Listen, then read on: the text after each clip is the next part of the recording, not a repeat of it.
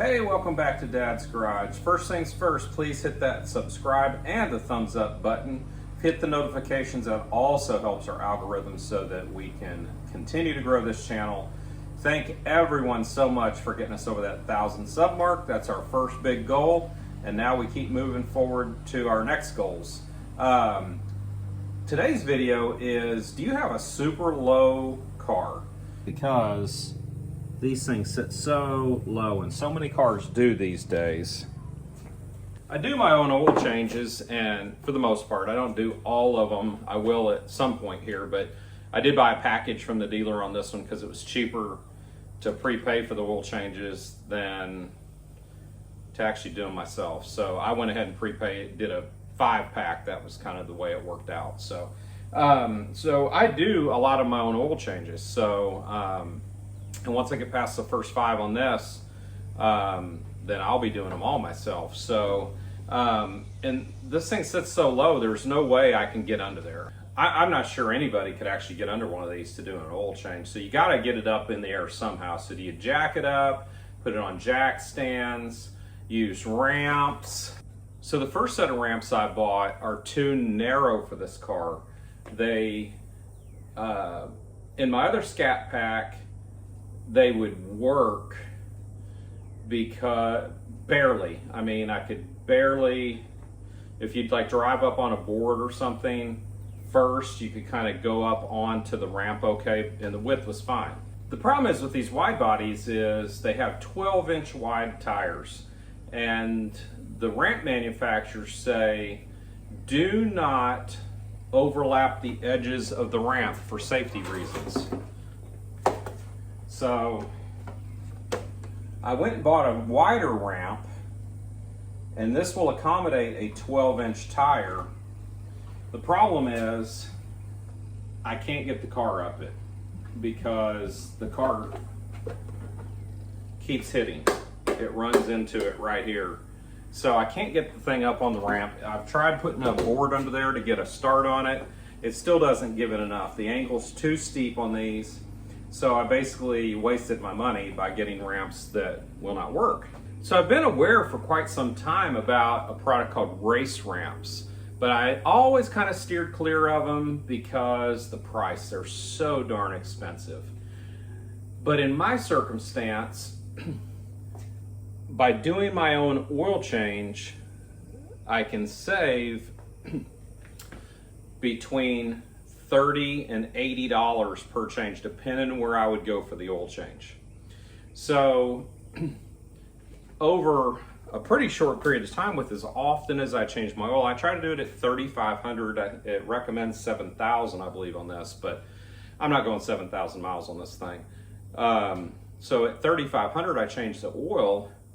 So with going through it that quickly, I'm easily going to be able to pay for a set of race ramps. So I bought some.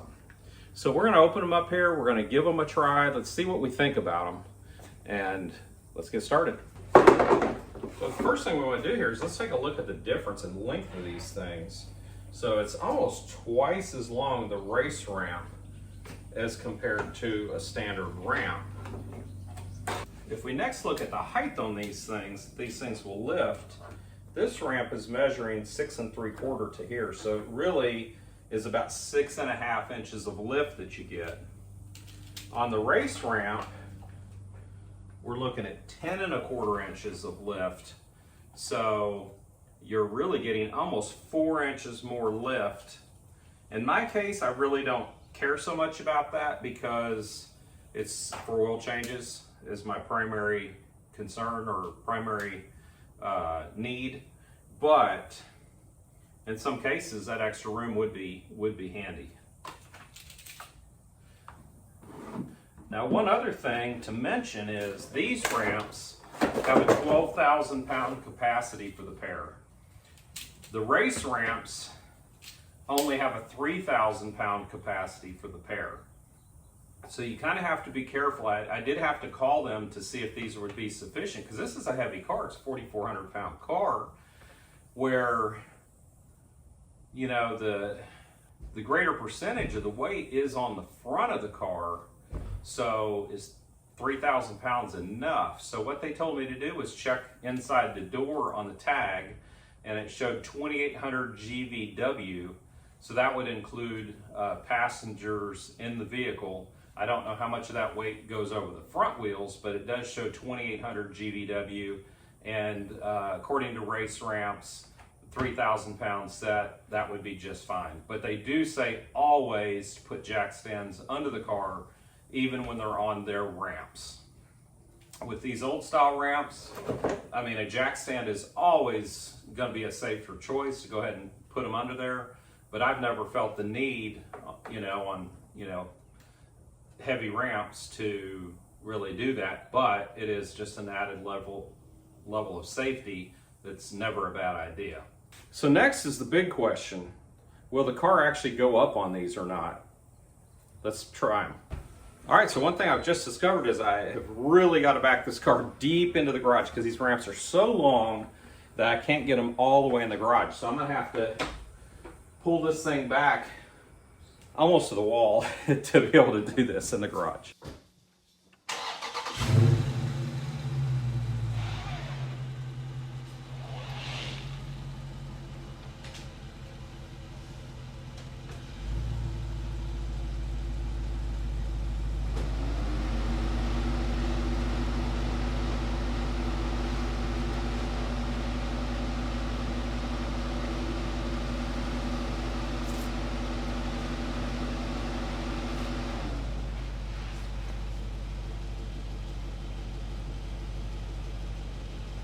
All right, check my clearance and everything. Just make sure I'm not going to hit anything. I think we're going to be good. Make sure. When they start scooting or anything, let me know too.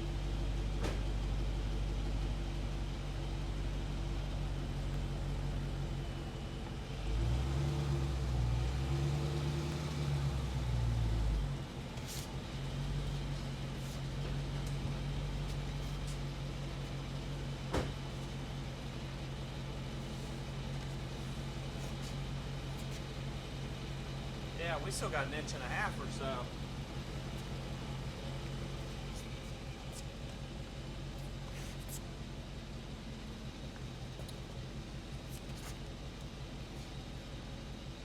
It looks good.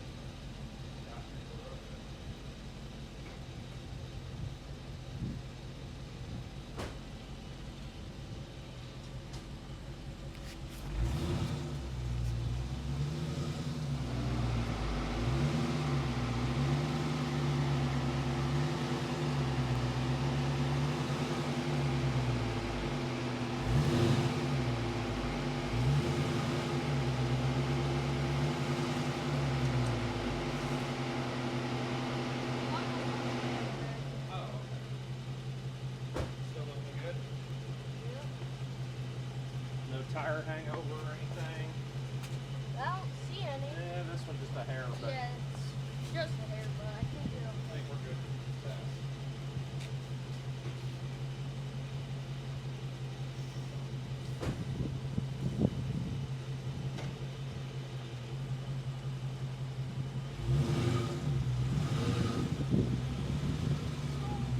Alright, slow. Come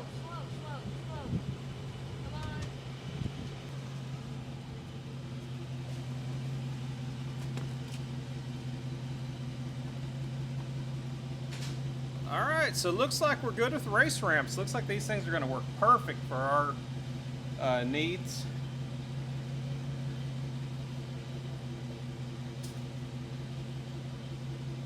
So I'm going to give these things a thumbs up and say we're good. Thanks for joining us today. We will catch you next time right here on Dad's Garage.